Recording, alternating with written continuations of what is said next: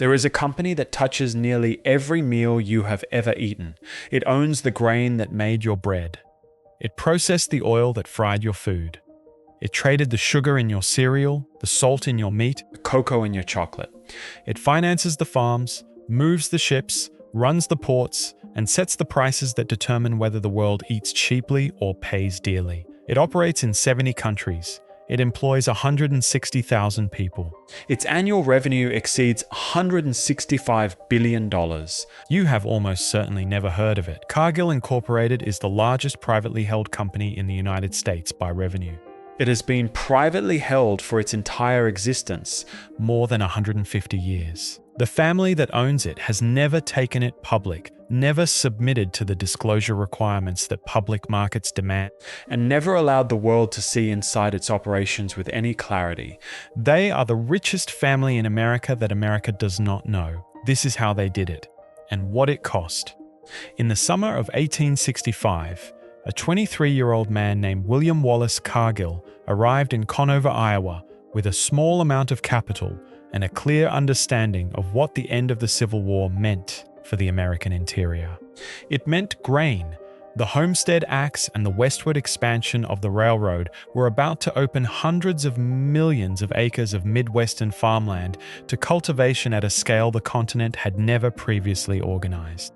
Farmers would grow wheat and corn and oats in quantities that the eastern cities and the export markets of Europe would absorb, but only if someone built the infrastructure to move the grain from the fields where it grew to the ports where it shipped. That infrastructure required warehouses at the points where the railroad met the roads. It required someone to buy grain from farmers at harvest, store it and sell it to processors and exporters when the market demanded. William Wallace Cargill understood this with the specific clarity of a young man who had grown up in a family of Scottish immigrant entrepreneurs and who had been watching the American agricultural economy develop long enough to see where its structural requirements pointed. He built a grain warehouse in Conover, then another. Then he moved along the rail lines being laid across Iowa and Minnesota and the Dakotas, building warehouses at each new junction, accumulating the network of storage and handling capacity that made him indispensable to the farmers who had no other reliable way to sell what they grew. By the 1880s, he had created one of the largest grain operations in the upper Midwest. He diversified into lumber and coal, and eventually into financial instruments connected to agricultural markets. He was wealthy, influential in the regional business community, and entirely unknown outside of it. A characteristic that would define the enterprise he founded for the next century and a half. William Wallace Cargill died in 1909, leaving behind a company that was simultaneously large and financially troubled. His estate was deeply in debt. His sons lacked the specific operational discipline that the company's complexity required. A business that should have been their inheritance was in danger of dissolving entirely under the weight of liabilities their father had accumulated in his final years of expansion. What saved it was a son-in-law. John MacMillan Sr. had married William Wallace Cargill's daughter Edna in 1895. He was a banker by training and temperament, precise, conservative in the financial sense, deeply committed to the principle that a business should never carry more debt than its assets and cash flows could sustain under adverse conditions. He took control of the company's finances after his father-in-law's death and spent a decade paying down the debts, restructuring the operations, and building the managerial foundation that the company had lacked. He also began a transition that would define everything that followed. The Cargill Company, under John MacMillan's management, became the MacMillan family's company as much as the Cargill family's. The two families intertwined through marriage, through shared ownership, through the accumulation of the specific institutional knowledge that running a complex commodities trading and storage operation requires. They shared one more thing from the beginning. They shared the conviction that the company was nobody else's business. The decision to keep Cargill private was not made at a single board meeting or articulated in a single founding document. It accumulated across the decades of John MacMillan Sr.'s management and his son John MacMillan Jr.'s subsequent leadership as an institutional reflex so deeply embedded that it eventually required no conscious decision at all. Staying private was simply what Cargill did, the way breathing is simply what lungs do. The logic behind the decision was stated clearly enough by various MacMillan family members and company officials across the years when they spoke publicly about it at all, which was rarely. Private ownership meant freedom from the quarterly earnings pressure that public markets impose on management. It meant the ability to take long-term positions, to invest in infrastructure, in relationships, in geographic expansion, without the immediate return calculations that shareholders in public companies demand and that analysts in public markets scrutinize every 90 days. It meant the ability to operate in markets and regions where transparency about your position would eliminate the competitive advantage that information asymmetry creates. In commodities trading, information asymmetry is not incidental to the business model. It is the business model. The trader who knows more about where grain is, what it costs to move, what prices are doing in markets around the world, and what the next season's harvest is likely to produce, has an advantage over every counterparty in every transaction. Making that information public, reporting it as a publicly traded company must report material information, is not just inconvenient. In the specific business of commodities trading at global scale, it is a structural disadvantage that private competitors without disclosure requirements would immediately exploit. Cargill's management understood this with the precision of people who had spent generations in markets where information was the primary currency. They never seriously entertained the idea of going public because going public was not compatible with how the company competed.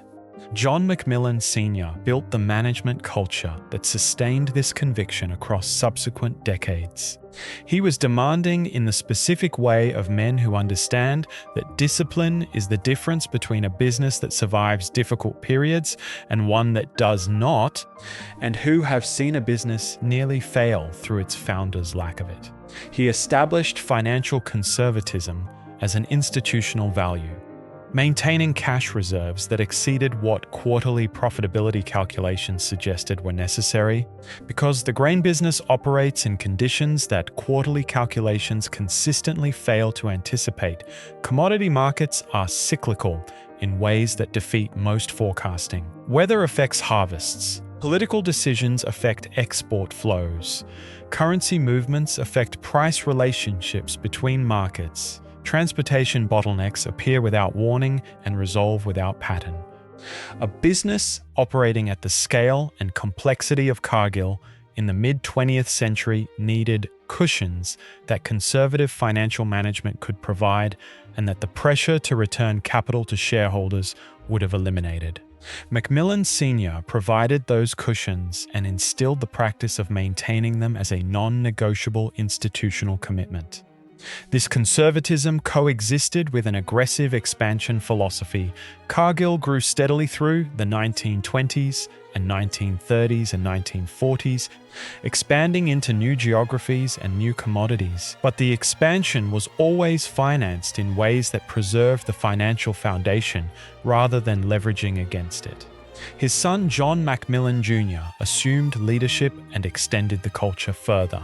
Under his management, Cargill expanded internationally with a seriousness that few American agricultural businesses matched in the post-war period. The recognition that commodity markets are global, that the price of American wheat is determined not just by American supply and demand, but by harvests in Argentina and Australia and the Soviet Union, by the purchasing behavior of importing countries in Asia and the Middle East, by the shipping capacity available to move grain from production regions to consumption regions, required a genuinely global intelligence operation. Cargill built one. The company established offices in trading capitals and agricultural regions around the world with a systematic thoroughness that had no equivalent among its domestic competitors. Each office was a node in a global information network, gathering data on local harvests, local price conditions, local regulatory environments, and local political developments that might affect commodity flows.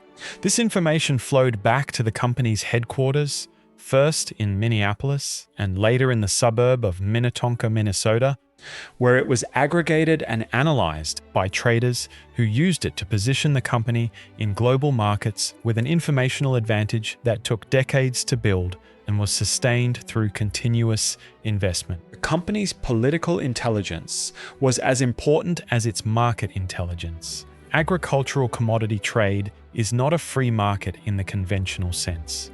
It operates within a dense framework of government programs, export regulations, import quotas, currency controls, and bilateral trade agreements that shape the flows of grain and oilseeds around the world as significantly as any commercial calculation. A company that understands the political dynamics behind these frameworks, that knows which governments are about to change their import policies, which export markets are about to open or close, which diplomatic relationships are about to shift the terms of trade agreements, has an advantage in commodity markets that no amount of operational efficiency can replicate. Cargill developed the political intelligence function alongside the market intelligence function, maintaining relationships with government officials in agricultural ministries around the world, with diplomatic corps in Washington and in foreign capitals, and with the academic and consulting community that analyzed agricultural policy for a living. These relationships were cultivated over decades. They were not a secret, in the sense that maintaining government relationships is a standard feature of major businesses operating in regulated industries. They were also not advertised, because the specific quality of the information the relationships produced was itself commercially valuable.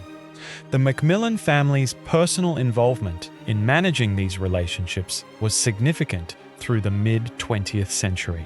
John MacMillan Jr.'s management of Cargill was personal in a way that corporate governance of large organizations eventually makes impossible. He knew the key relationships, the key markets, the key competitive dynamics at a level of specific detail that the company's scale eventually required to be distributed across a professional management layer. The transition from family management to professional management, the introduction of non-family executives into the company's senior leadership, was handled with the same care for institutional values that had characterized every other significant decision in the company's history.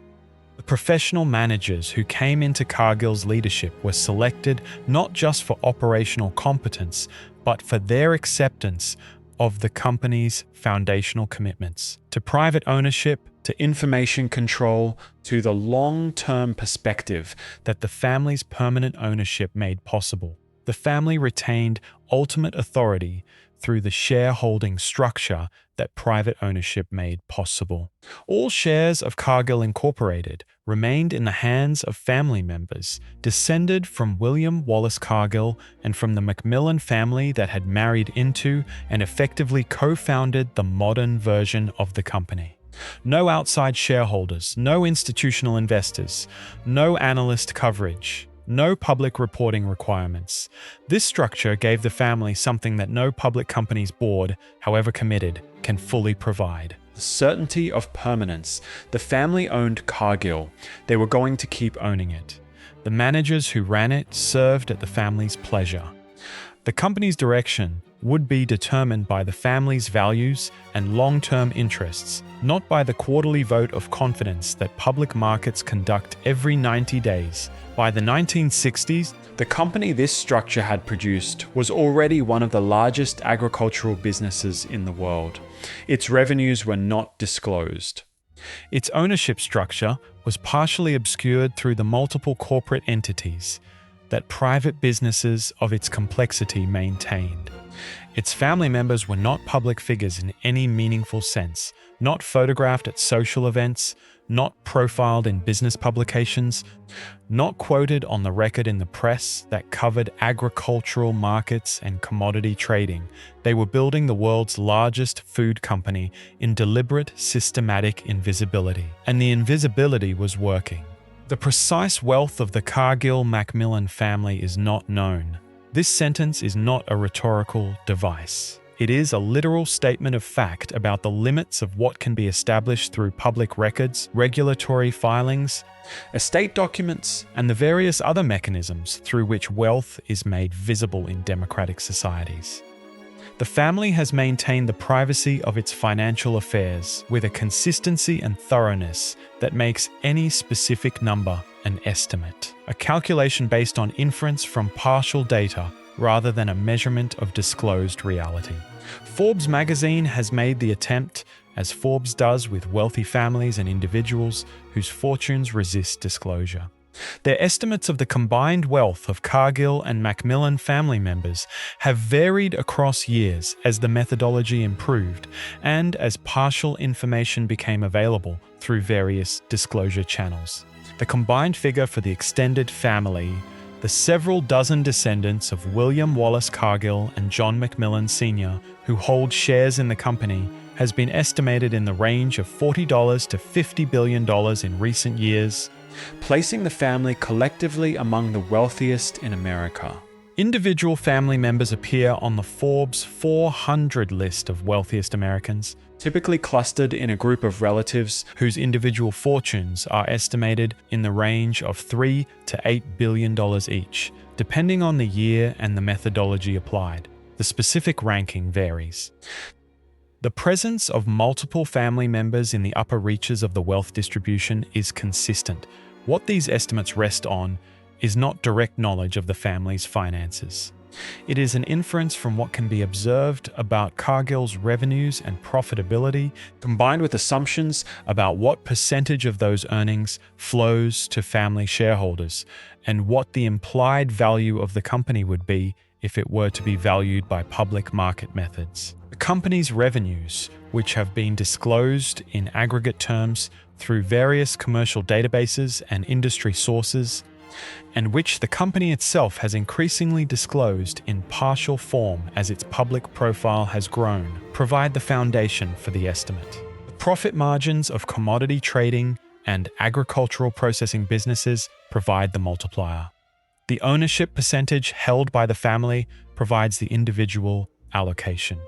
Each step in this calculation involves assumptions. The profit margins of agricultural commodity businesses vary enormously by business segment, by year, and by market conditions. The ownership percentage distribution among family members is not fully public. The private market valuation of a company like Cargill, without the liquidity premium that public market listing provides, but with the control premium that single-family private ownership commands, is genuinely uncertain in ways that public company valuations, for all their imprecision, are not. What is certain is that the wealth is very large.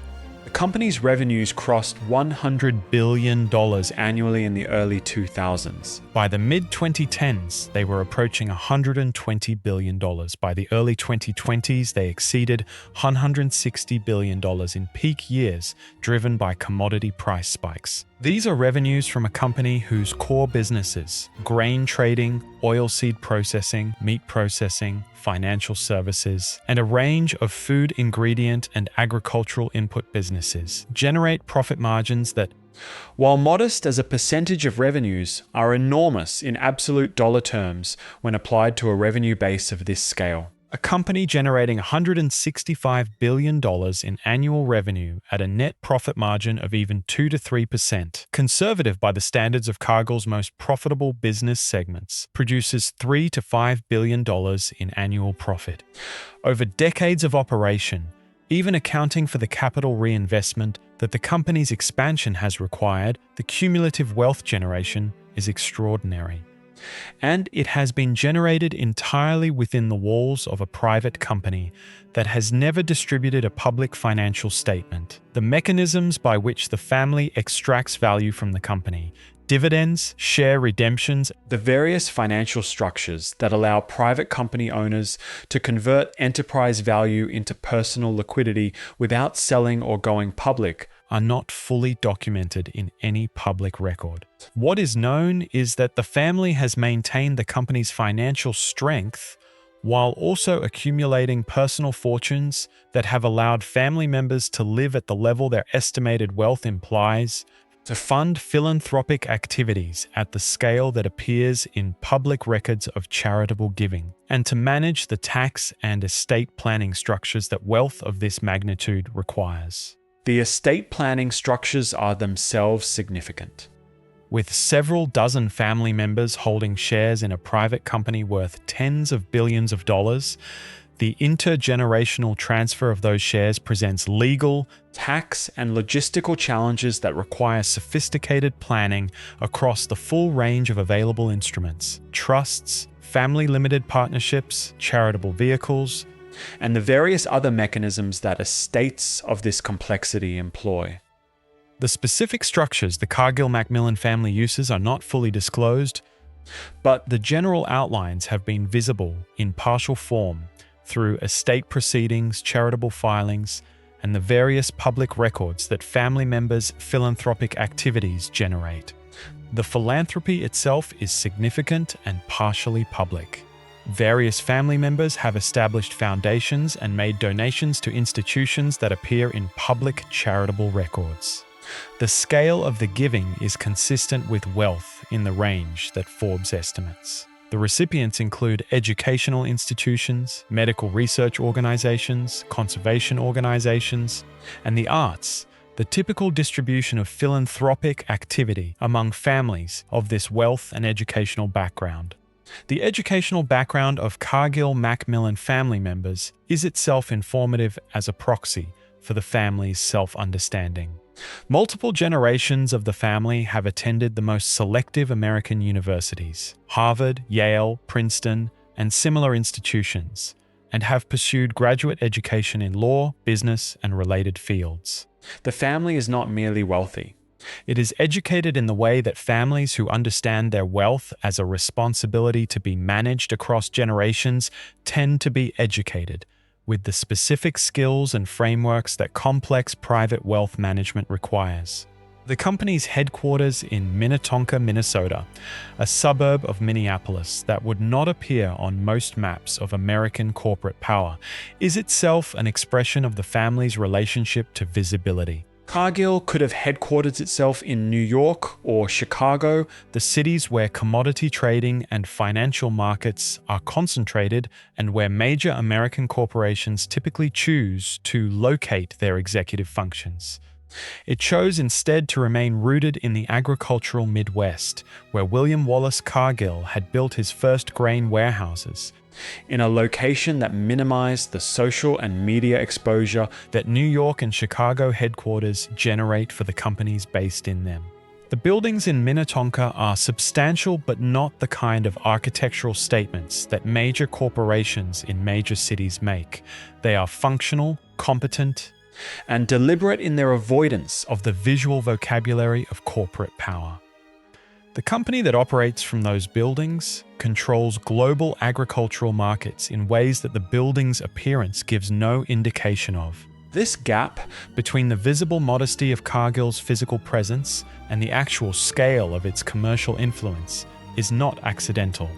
It is the physical expression of the same philosophy that keeps the financial details hidden, the family members unphotographed, and the company's name absent from the public consciousness that the scale of its operations should logically demand. They built an empire, and then they hid it.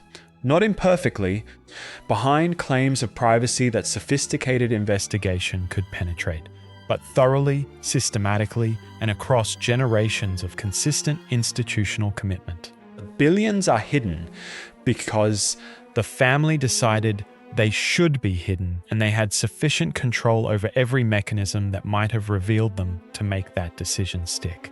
In the summer of 1972, one of the largest single commodity transactions in American history took place almost entirely in secret. Its consequences were felt in grocery stores across the United States within months and in agricultural markets around the world for years. The family and company at the center of it made a fortune. The American public subsidized that fortune without knowing it. It became known in the agricultural press and in the congressional investigations that followed as the Great Grain Robbery. The background requires brief context. The Soviet Union in the early 1970s was confronting a domestic agricultural crisis of the kind that centrally planned economies generate periodically and manage badly. The 1971-72 harvest had been severely damaged by drought across major Soviet grain-producing regions. The Soviet government needed to import massive quantities of grain to avoid food shortages that would have had politically unacceptable domestic consequences. They needed to import it quickly and discreetly because any public acknowledgement of the scale of the shortfall would have been a significant political embarrassment for a government that premised its legitimacy on the superiority of socialist economic organization. The Nixon administration, pursuing a broader détente policy with the Soviet Union, was receptive to facilitating the purchase. The agricultural economy had its own political dynamics. American farmers wanted to sell their grain surpluses at profitable prices, and a large Soviet purchase would accomplish exactly that. The political logic on both the American and Soviet sides pointed toward a deal, what neither the American public nor most American government officials, nor the farmers whose grain was being sold fully understood was the role that Cargill and the handful of other major grain trading companies played in structuring the transaction, and the specific advantages that role provided them.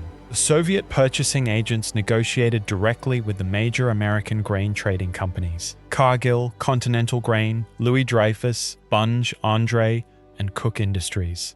These companies were the intermediaries through which American grain reached export markets. They bought from farmers and cooperatives, stored and transported the grain, and sold it to international buyers. The Soviet purchase would flow through their trading desks. The scale of what the Soviets were buying was not publicly known during the negotiations.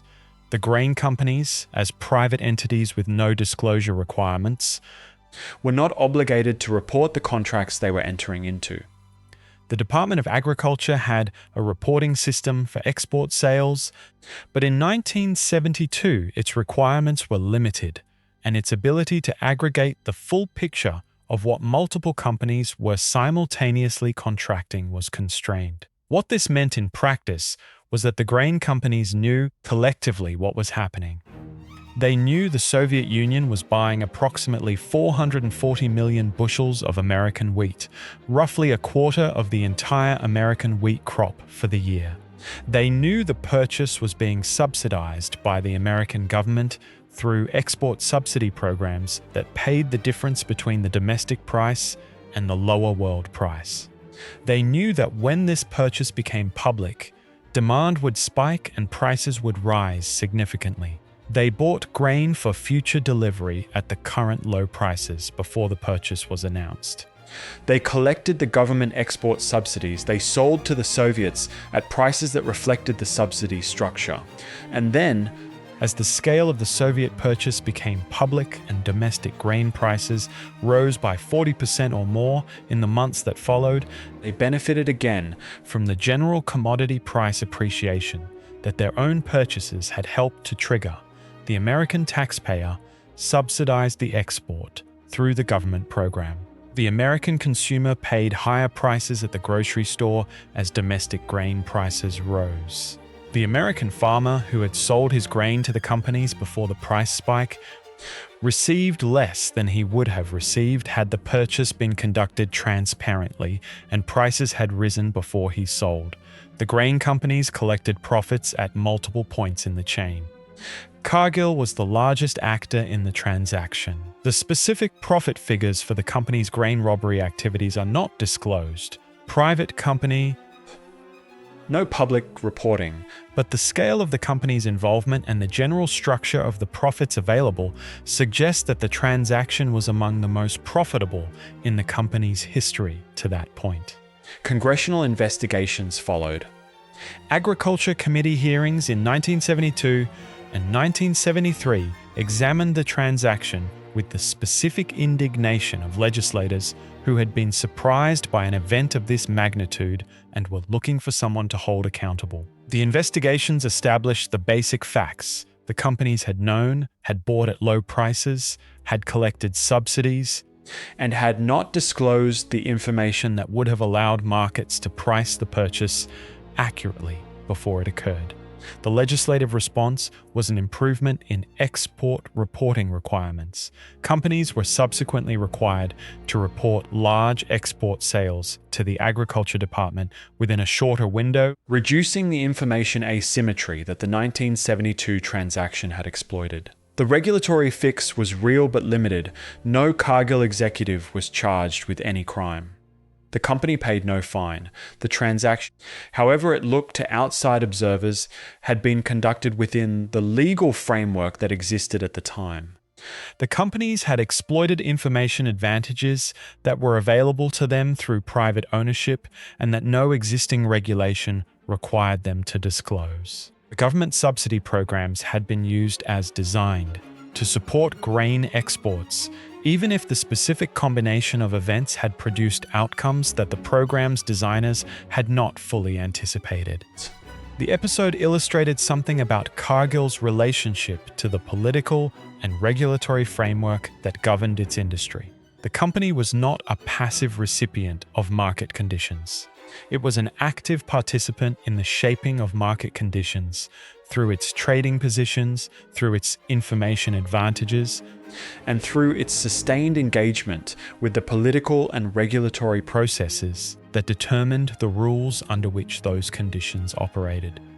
Agriculture policy in Washington is not made in isolation from the interests of the major grain trading companies. The companies maintain lobbying operations, maintain relationships with members of the agriculture committees of both chambers of Congress, and engage with the executive branch agencies that administer agricultural programs. These relationships are not secret. They are the normal operation of major industry participants in a regulatory democracy. What distinguishes Cargill's engagement from that of comparable public companies is the invisibility of the company itself within the process. A public company that lobbies on agriculture policy generates disclosure requirements about that lobbying, creates a public record of its political activities, and exposes its executives to the scrutiny that public company executives accept as part of their role. Cargill's executives and family members engage with the same processes from behind the same wall of privacy that the company maintains in its commercial operations. The lobbying occurs. The relationships are maintained. The policy outcomes are influenced, but the specific nature of the company's positions and the specific content of its political activities are far less visible than comparable activities by publicly traded competitors.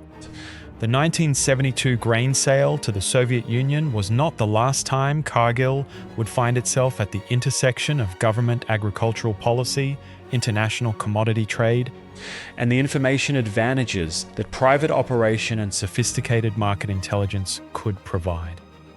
It was a demonstration, unusually visible because of the congressional scrutiny that followed, how those advantages were used. The families who owned the company, who had collected dividends from its operations across the decades before 1972 and who would continue collecting them across the decades that followed, benefited from the transaction without any of them appearing in the congressional testimony, press coverage, or the subsequent academic literature as the specific people who had made decisions and collected proceeds. The company had done something that benefited the company enormously and harmed ordinary Americans and ordinary farmers meaningfully. The people who owned the company remained unknown. That was precisely how they wanted it. The commodity that connects Cargill most directly to human suffering at the most immediate scale is not grain, though grain is where the company began and where its foundational wealth was built. It is cocoa, specifically. It is the cocoa supply chain in West Africa, in Côte d'Ivoire and Ghana, two countries that together produce roughly 60% of the world's cocoa supply, and the labor practices that have characterized that supply chain for decades.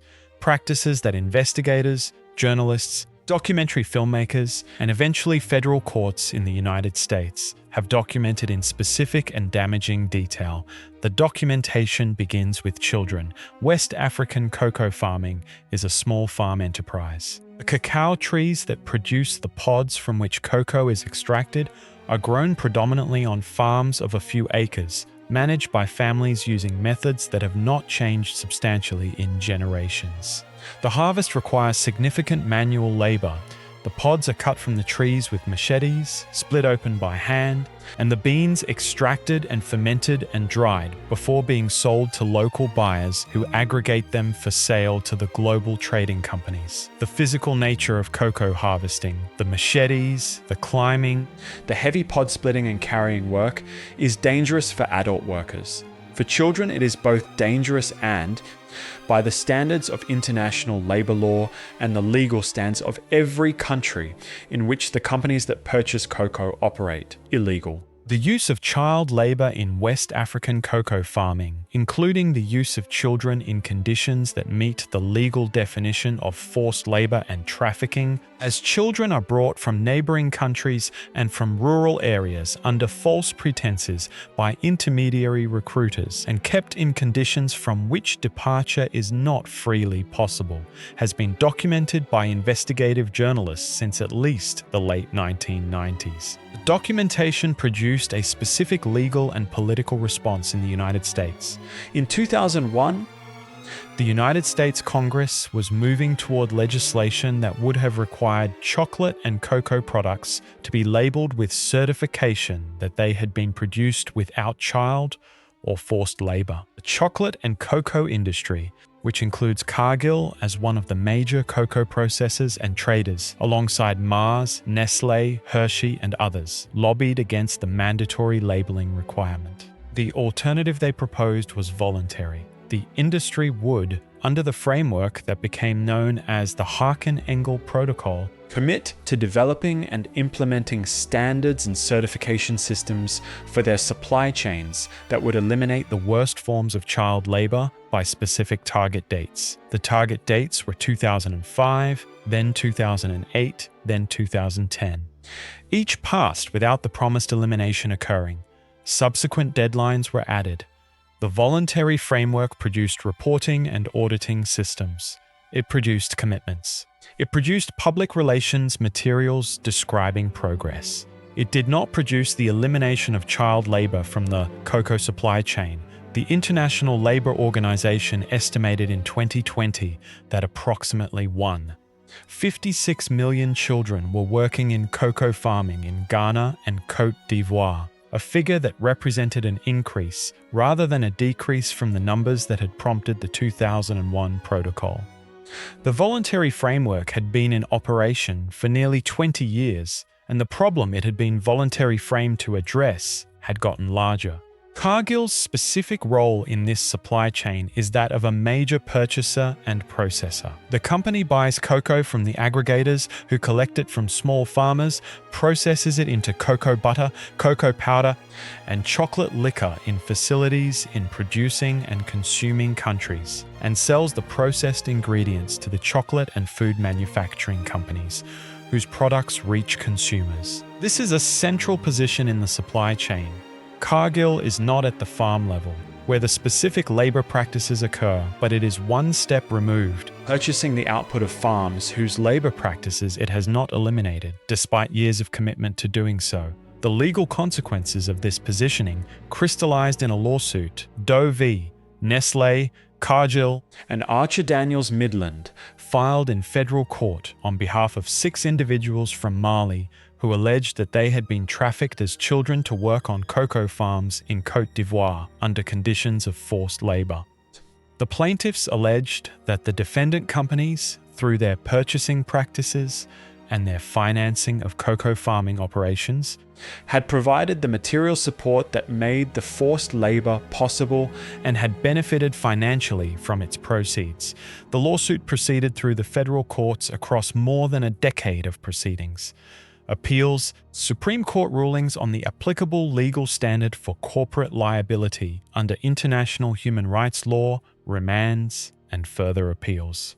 The specific legal questions involved were complex and significant in ways that extended well beyond the cocoa industry. The case tested the boundaries of the Alien Tort Statute, a piece of 18th century legislation that had been interpreted by courts in the late 20th century as providing a basis for civil suits in American courts for violations of international law. In 2021, Supreme Court ruled in Nestlé USA v. Doe, finding that the plaintiffs had not established sufficient domestic conduct by the defendant companies to support jurisdiction under the Alien Tort Statute as currently interpreted.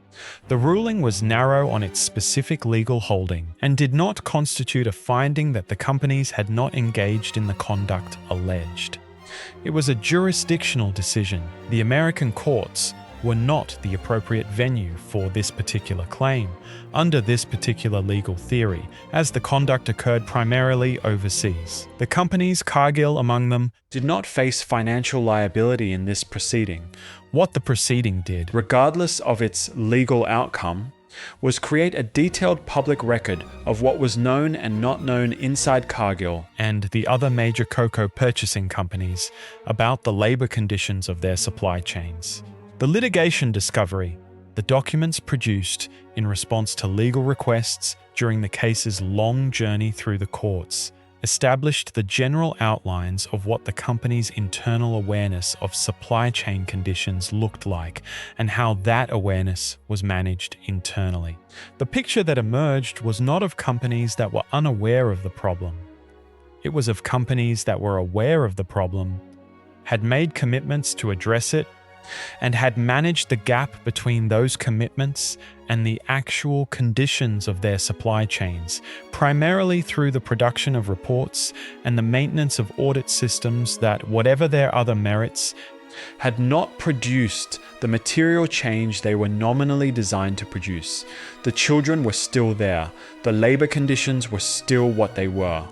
The cocoa supply chain was still operating in a way that the company's own public commitments said it should not be operating. And the companies, Cargill among them, as one of the world's largest cocoa traders, were still purchasing the output of that supply chain and processing it and selling it at profit. The separation between the human reality at the farm level and the commercial reality at the trading and processing level is not incidental to the business model. It is structural. The cocoa supply chain in West Africa is organized so that the major trading companies do not own the farms and do not directly employ the workers. They purchase from aggregators who purchase from farmers. The legal distance between the purchasing company and the labor conditions on the farm is maintained by the supply chain structure itself. This structure is efficient. It distributes the operational complexity of farming across millions of small producers whose individual scale makes them individually manageable for the local agricultural economy. It is also, from the perspective of corporate accountability for supply chain conditions, a structure that makes accountability very difficult to assign and even more difficult to enforce. Cargill's position in cocoa is mirrored to varying degrees in other commodity supply chains where the company operates. Palm oil in Indonesia and Malaysia, soybeans in Brazil, and the broader range of agricultural commodities that the company trades and processes globally. Each supply chain has its own specific set of environmental and labor concerns. Each has its own specific pattern of voluntary commitments, certification systems, and sustained gaps between commitment and reality. The pattern across supply chains is consistent enough to constitute a business model characteristic rather than a collection of isolated failures in specific commodities. The family that owns the company collecting the profits from these supply chains remains, through all of it, invisible. To understand what Cargill actually does at its core, beneath the warehouse operations and the processing facilities and the shipping logistics, requires understanding commodity trading in the way that practitioners understand it, rather than the way that outsiders typically imagine it. Commodity trading is not a market in the sense that most people understand markets. It is not a place where buyers and sellers meet with equivalent information and negotiate prices that reflect genuine supply and demand conditions. It is a set of relationships between parties with radically different information, different time horizons, different risk tolerances, and radically different abilities to influence the conditions under which the transactions occur. The large commodity trading companies. Cargill, its primary competitors, Archer Daniels Midland, Bunge, and Louis Dreyfus. The Swiss-based traders Glencore, Vitol, and Trafigura for energy. The Japanese trading houses occupy a specific position in this ecosystem. They are the intermediaries whose function is to bridge the distance between production and consumption, between the farmer in Iowa and the flour mill in Egypt, between the soybean grower in Brazil and the edible oil refiner in China, between the cattle rancher in Nebraska and the hamburger producer in Germany. Bridging these distances requires capital, logistics, and information. The capital to buy grain before it is sold at the other end. The logistics to move it. The ships, the port access, the inland transportation and storage. And the information to know what the price at the other end will be, or at least to know it better than the counterparties on either side of the transaction. Cargill's competitive advantage in each of these dimensions is the result of 150 years of sustained investment. The capital position of the company, its ability to finance the purchases that commodity trading requires, is built on the retained earnings of that accumulated history, maintained through the conservative financial management that John Macmillan Sr. established as an institutional value and that successive generations of management have sustained. A commodity trading company that maintains large cash reserves and low debt relative to its transaction volume can take positions that a more leveraged competitor cannot, and can sustain those positions through adverse price movements that would force a leveraged competitor to unwind at a loss. The logistics position is built on physical infrastructure accumulated across decades. Cargill owns or operates grain elevators, port terminals, river barges, ocean-going vessels, processing facilities, and the connecting rail and truck transportation that links them. This infrastructure represents tens of billions of dollars of capital investment made across many decades, and it creates a competitive position that a new entrant to the commodity trading business cannot replicate in any foreseeable time frame. You cannot build a global grain trading business without grain handling infrastructure, and Cargill's grain handling infrastructure is the largest and most comprehensive in the world. The information position is built on the global intelligence network, the offices in producing and consuming countries, the relationships with government officials and local market participants, the meteorological services and crop monitoring capabilities that allow Cargill's traders to anticipate supply and demand conditions before they become visible in market prices. The combination of these three advantages, capital, logistics, and information, produces a trading capability that operates at a level of sophistication and scale that its counterparties in individual transactions cannot match. The farmer selling his grain to a Cargill elevator is not transacting in a market where his information about future prices is comparable to Cargill's. He knows his costs, his yield, and the current local cash price. Cargill knows the global supply and demand balance, the likely trajectory of prices across months and seasons, the specific demand conditions in the export markets his grain is likely to reach, and the basis relationships between local cash prices and futures prices that determine the economic outcome of his transaction. This information asymmetry is not illegal. It is the business model of commodity trading, and it is the reason that commodity trading companies exist as intermediaries. They provide the capital and logistics and market access that the individual farmer cannot provide for himself, and in exchange, they extract the value that their information advantage makes available. The question of whether the extraction is proportionate to the value provided, whether the farmer receives a fair share of the ultimate value of his crop relative to what the trading company collects in the chain of transactions between farm and end consumer. is a question that agricultural economists, farm advocacy organizations, and rural politicians have been raising for as long as commodity trading companies have existed. The answer, to the extent that economics can provide one, is that in competitive markets with multiple buyers, the farmer receives a price that reflects competition among buyers for his grain. In markets where the buyer concentration is high, where a small number of large trading companies collectively handle most of the volume, as is the case in American grain markets, the competition may be less intense than the theoretical market would suggest. The 4 largest grain trading companies in the world are known in agricultural commodity circles by the acronym ABCD: Archer Daniels Midland, Bunge, Cargill, and Louis Dreyfus. Together, these 4 companies handle a significant majority of globally traded grain. Estimates vary by commodity and year, but for American grain exports specifically, the ABCD companies historically controlled somewhere between 60 and 90% of volume, depending on the commodity. A market where 4 companies control the dominant share of the trading volume for the world's most important food commodity is a market where the competitive dynamics that economic theory predicts are present in attenuated form. The 4 companies compete with each other. They also share market positions, information through their common market participation, and an interest in the overall health of the trading system that supports all of their businesses. The line between competition and implicit coordination in this kind of concentrated market is exactly the line that antitrust enforcement is designed to police. Cargill has faced antitrust scrutiny at various points in its history.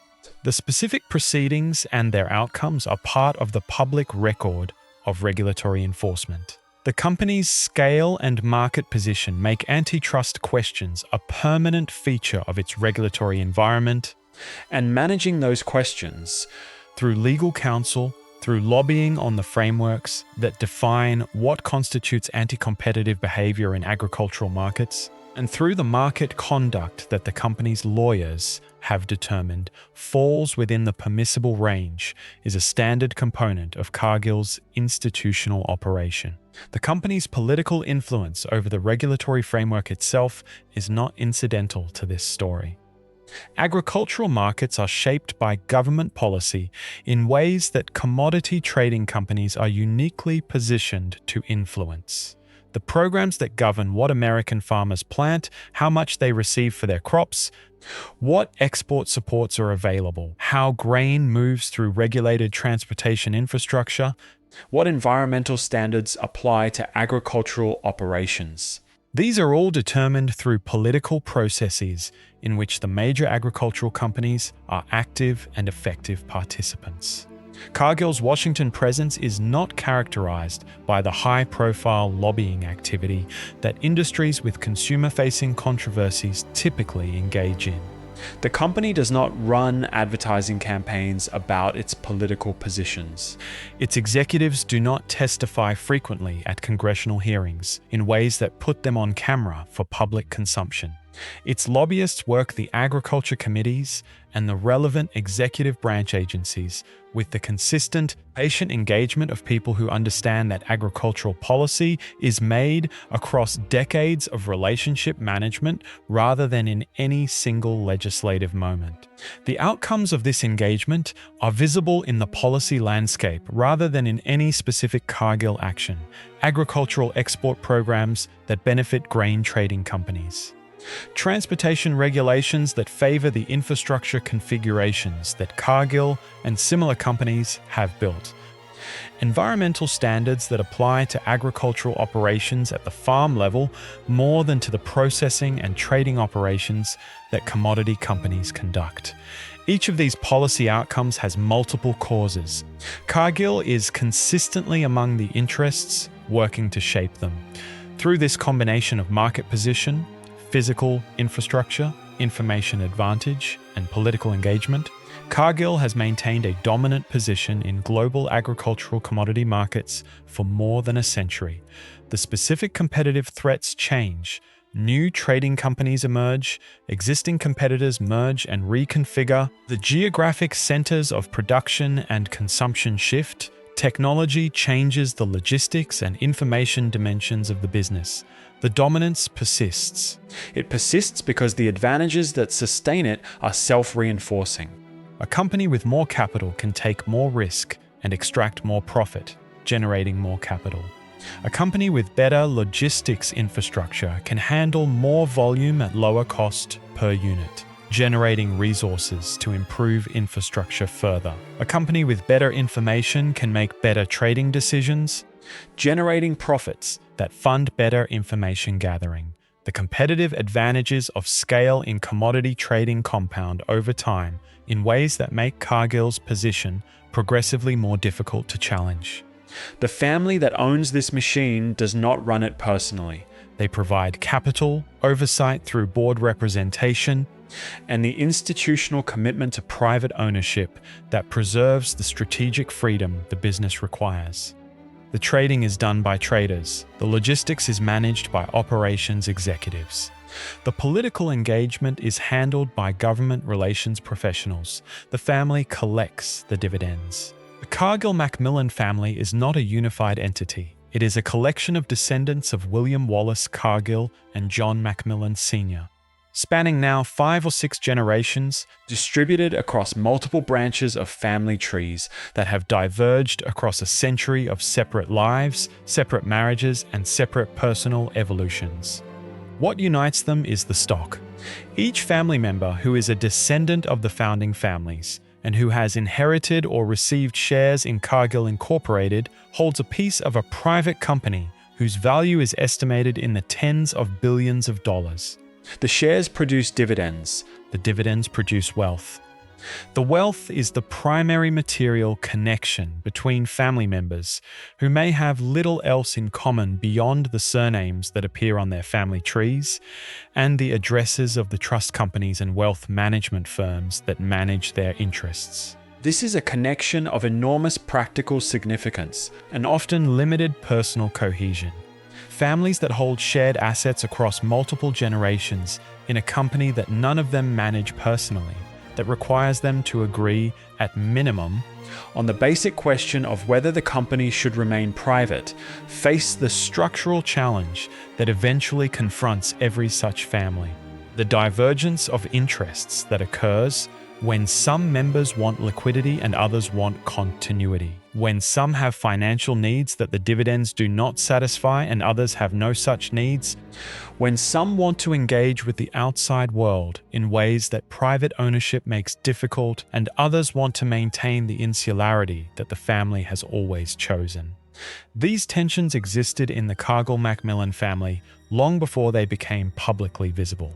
The specific episode that brought the internal family dynamic into partial public view occurred in the late 1990s and early 2000s and involved a family member named Austin Cargill, a descendant of William Wallace Cargill's branch of the family, and who was not content with the level of return that the dividend structure provided on his holdings. These cornies.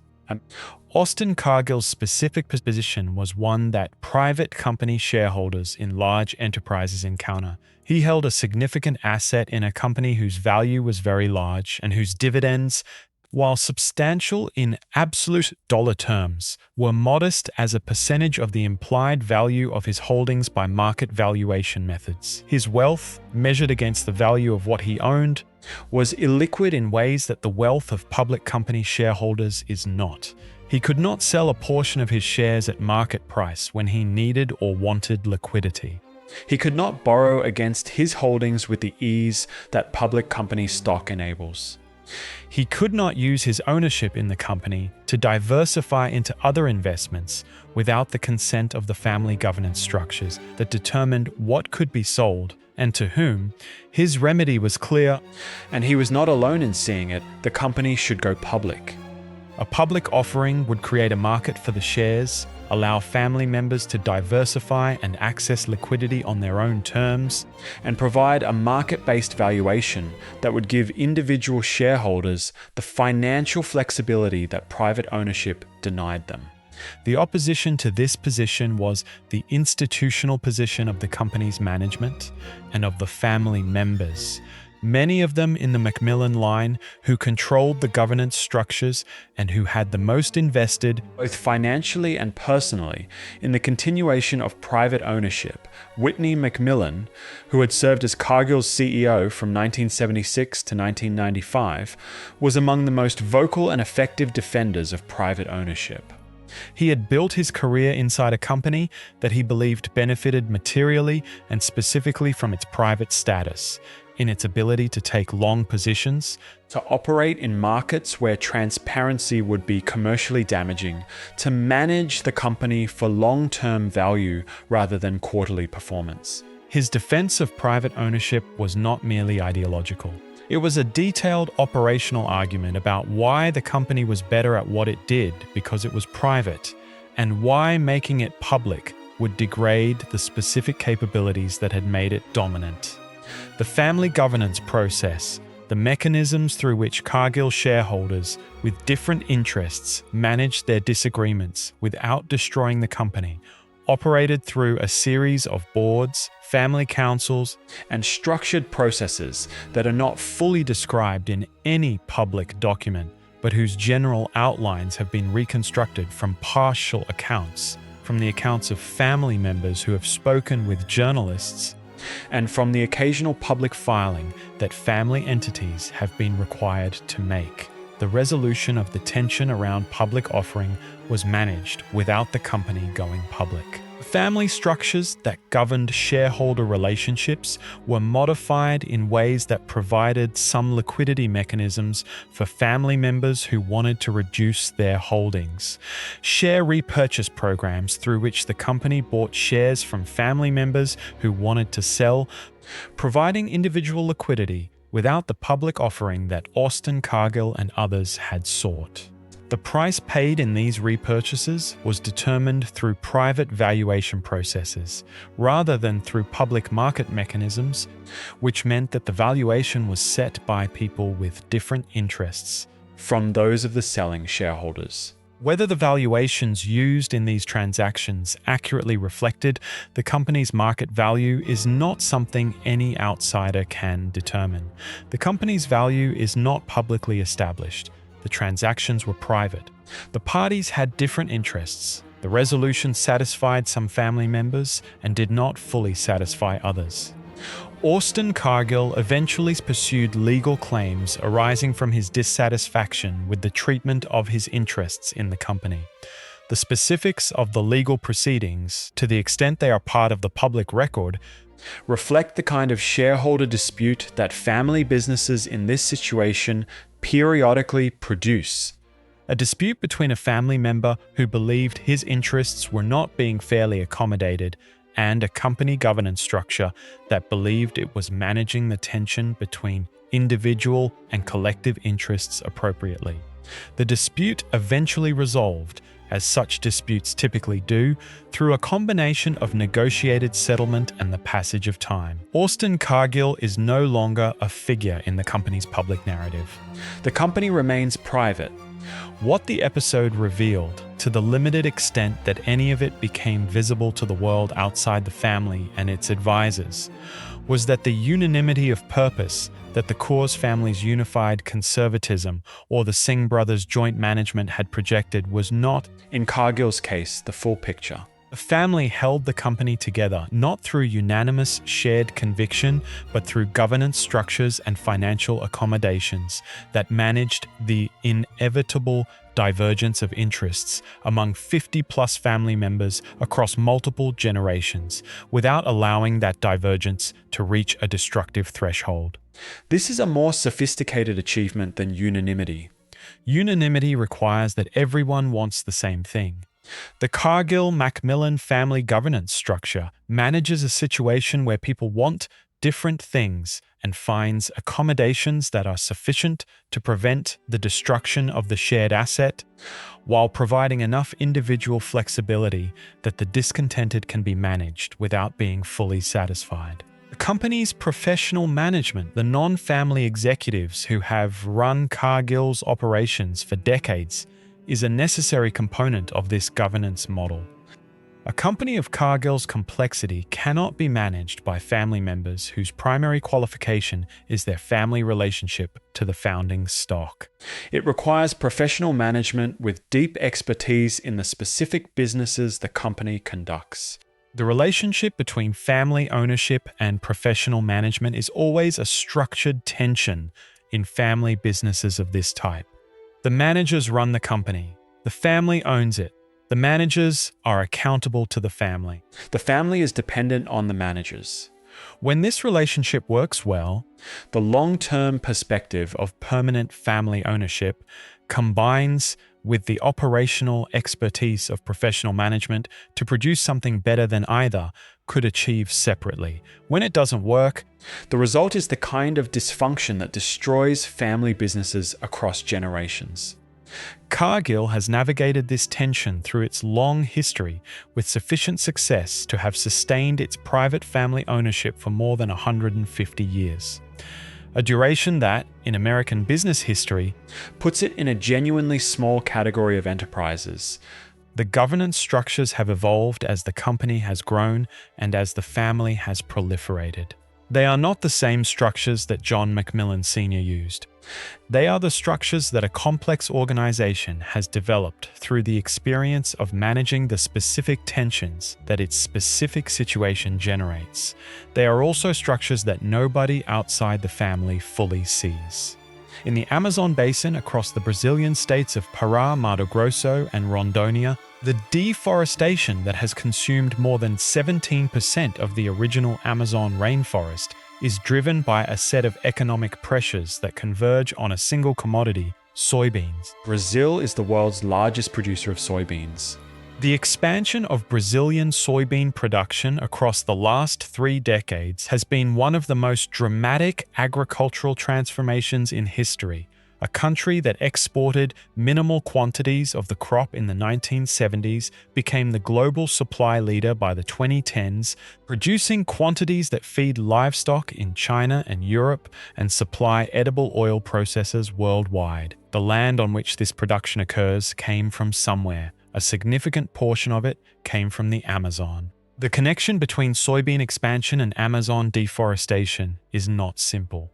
Soy does not directly replace forest in most cases. The dynamics are more indirect, with soy expansion into Cerrado, the Brazilian savanna, displacing cattle ranching that then pushes into the Amazon.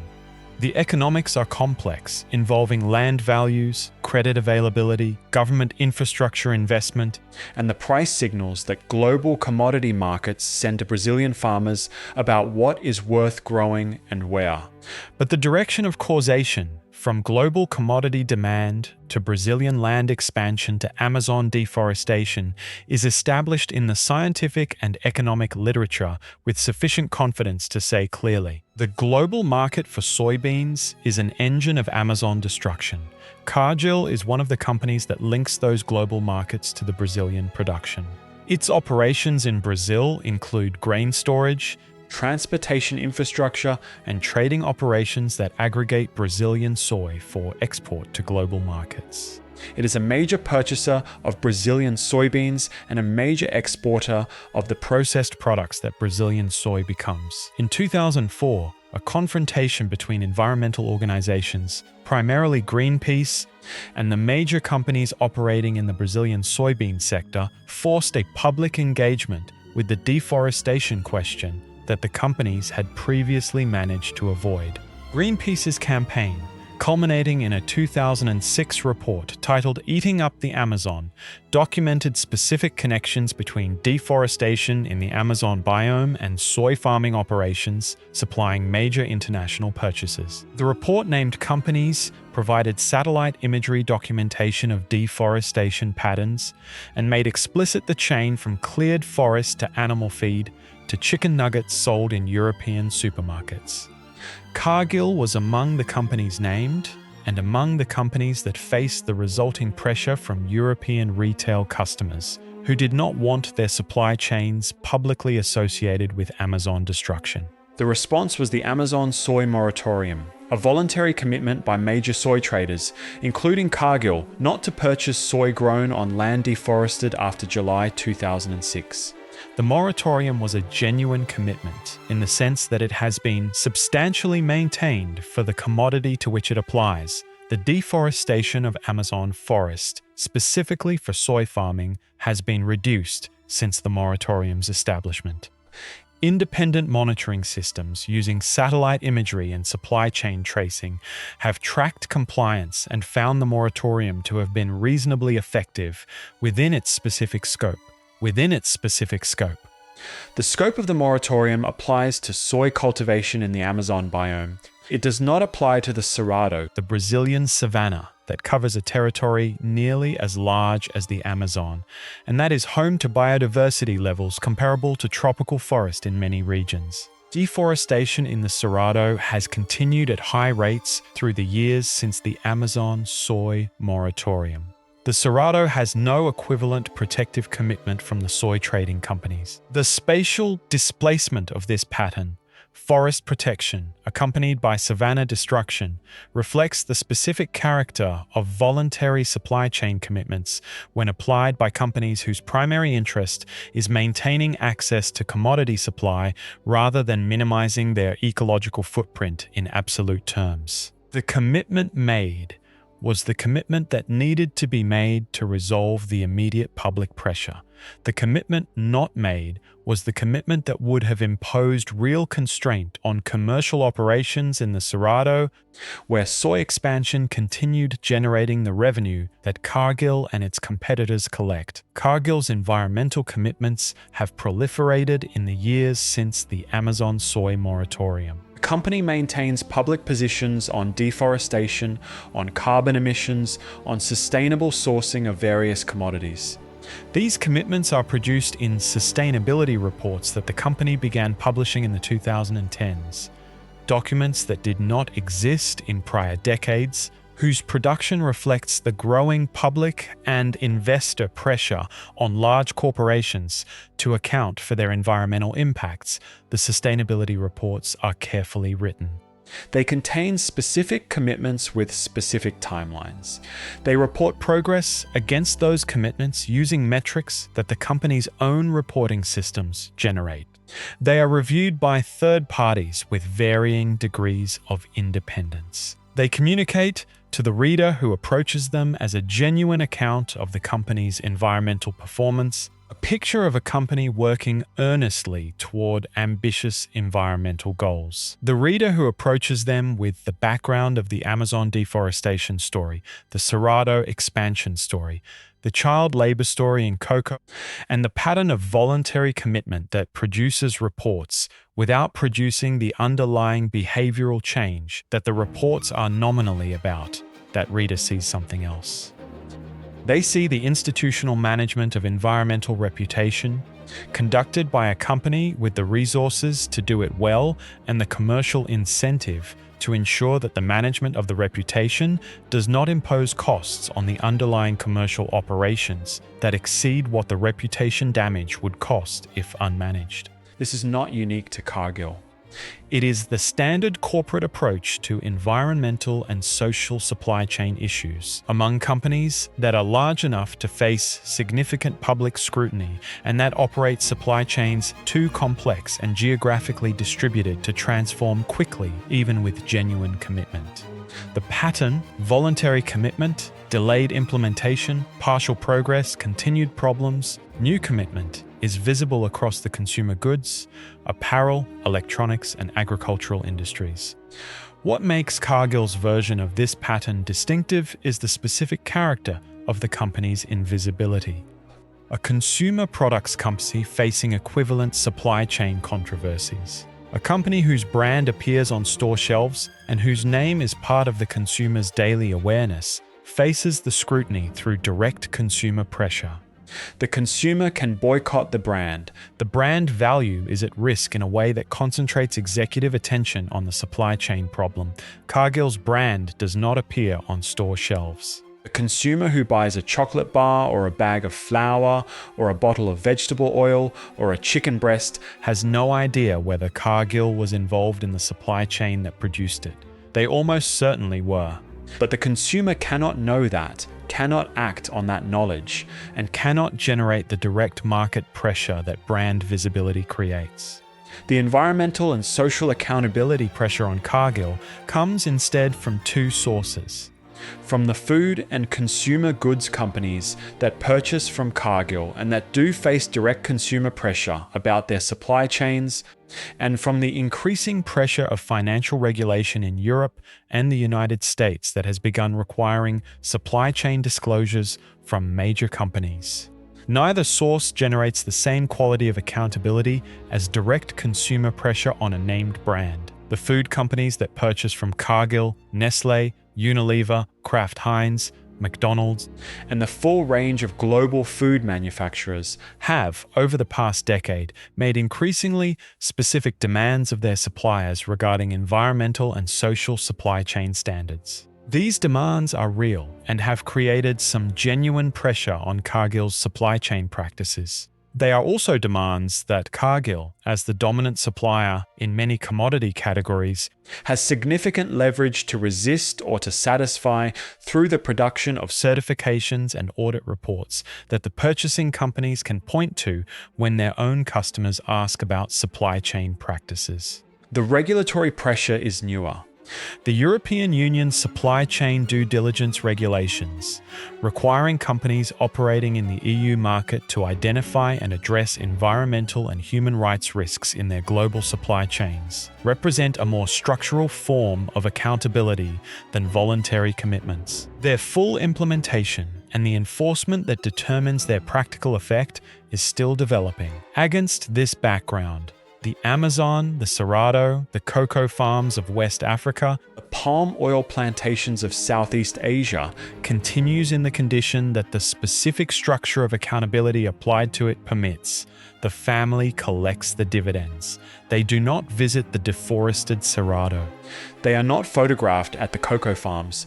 They do not appear in the satellite imagery showing the cleared land and the advancing soy fields. They exist in Minnetonka, Minnesota, and in the various other places that wealthy families of this vintage inhabit, at a remove from the consequences of their company's supply chain that the company's structure specifically enables and maintains.